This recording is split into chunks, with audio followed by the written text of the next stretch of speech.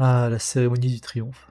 S'il y a bien une mise en scène du général romain victorieux dans les films ou dans les livres, c'est bien celle-là.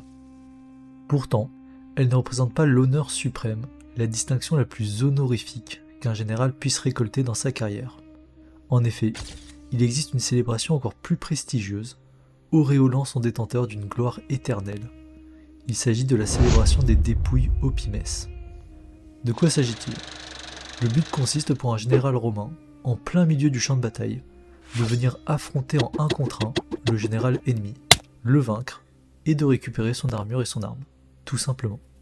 Cela renvoie directement à la Grèce archaïque, notamment à l'Iliade, où les héros s'affrontaient en combat singulier et récupéraient les équipements du vaincu, comme ce fut le cas pour le corps de Patrocle après qu'il fut tué par Hector.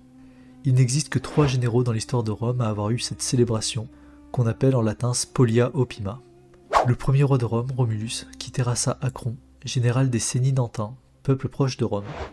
Le second fut Aulus Cornelius Cossus, qui battit en combat singulier Lars Tolumnius, un magistrat de la cité de Véies.